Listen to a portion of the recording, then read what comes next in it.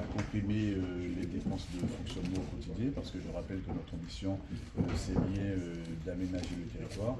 Et donc les priorités, c'est d'abord de répondre aux aspirations de la population, accompagner le monde économique, c'est construire les équipements structurants, les écoles, les collèges, les lycées, les lieux de sport, les lieux de culture, c'est l'aménagement routier, c'est tout ce qui fait le quotidien des habitants de Guyane sur lequel on est en train de travailler en ce moment.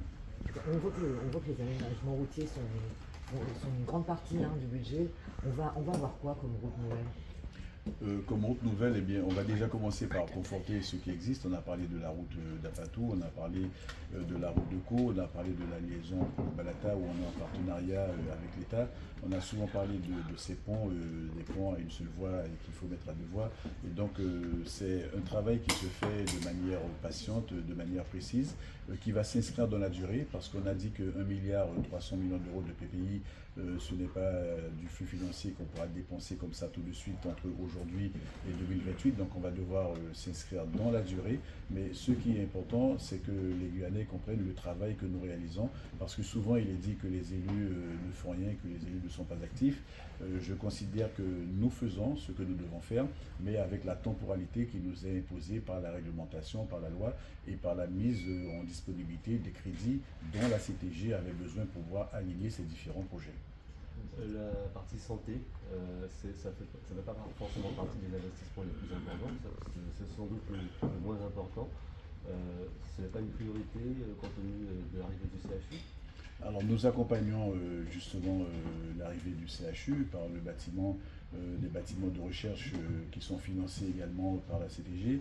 Il y a des fonds européens que nous injectons dans ces différentes constructions, mais il est important de rappeler que la CTG participe de cette construction, mais en même temps la CTG n'est pas leader, ce n'est pas une compétence de la CTG. Notre compétence c'est la PMI, c'est la protection de l'enfance, c'est les vaccinations, mais nous avons considéré qu'en tant que politique majeure de la Guyane, il fallait marquer notre présence auprès de l'ARS et c'est la raison pour laquelle nous avons régulièrement des réunions de travail où la CTG présente ce que sont ses orientations en matière de projection sur le CHU, lesquelles projections sont souvent prises en considération par l'ARS.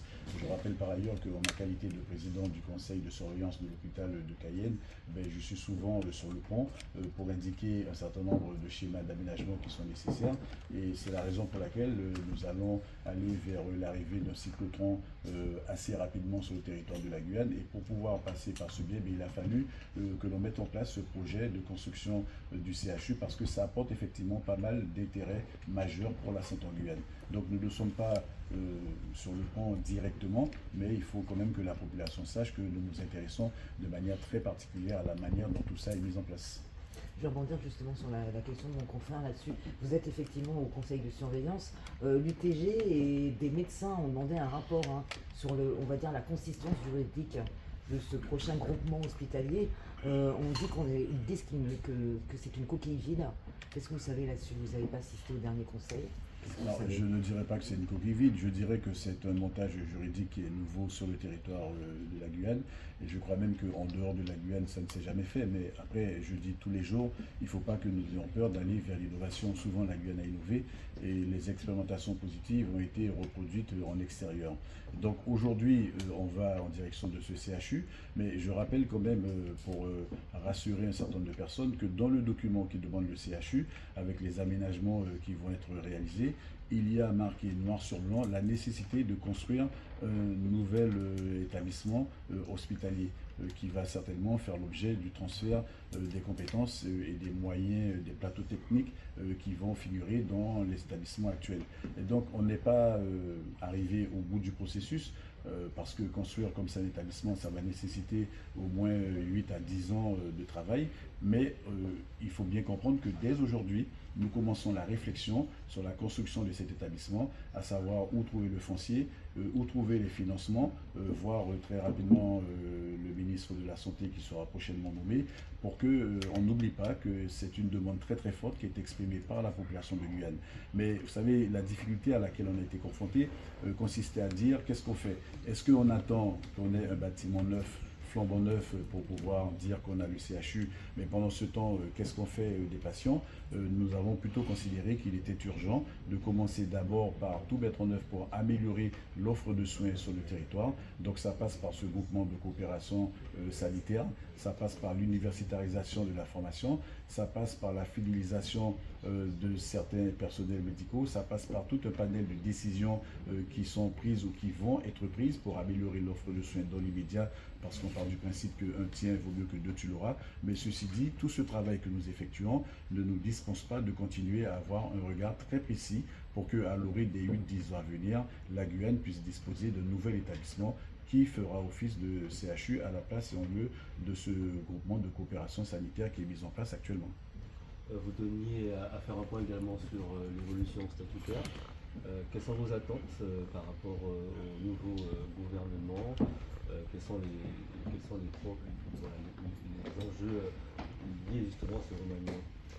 Alors il y a un seul enjeu, c'est que le Premier ministre ou la Première ministre qui va arriver à la tête du gouvernement accepte d'entendre la revendication guyanaise et que cette personne prenne la décision de recevoir la commission spéciale qui sera chargée de faire le lien entre le gouvernement et la Guyane dans les meilleurs délais. Il ne s'agira pas de repousser au canon grec cette demande qui émane de la classe politique de la Guyane.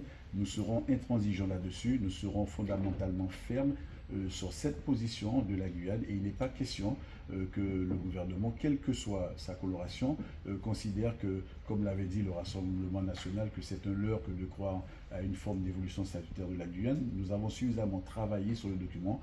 Nous avons des experts qui nous ont accompagnés pour la rédaction de ce document d'orientation. Aujourd'hui, il est fini. Et donc, ce que nous espérons de la part du gouvernement, et c'est l'unique enjeu, c'est que les Guyanais soient reçus afin qu'ils disent c'est quoi leurs ambitions et qu'en retour, le gouvernement nous dise c'est quoi le calendrier de travail qu'il mettra en place afin de nous permettre d'aboutir et de faire aboutir cette revendication. Ok. C'est bon. Question. Concernant le transport, est-ce qu'il y avait un moyen d'augmenter la quantité de bus? Parce qu'assez souvent, on voit que les gens attendent et pendant du temps, les bus arrivent parce qu'il n'y a pas suffisamment de bus également.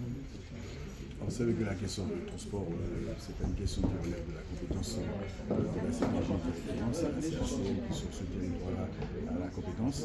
Et nous avons la compétence en matière de transport scolaire. C'est un transport qui se fait naturellement. On n'a pas de récrimination de la part ni des élèves ni de la part des parents d'élèves. Bien évidemment qu'on va s'organiser pour maintenir ce haut niveau de satisfaction. J'entends la revendication que vous posez, la question que vous posez, et on se fera fort de la transmettre auprès de la CACL qui a la compétence en la matière. Oui, je vois aussi, les élèves aussi, ça, les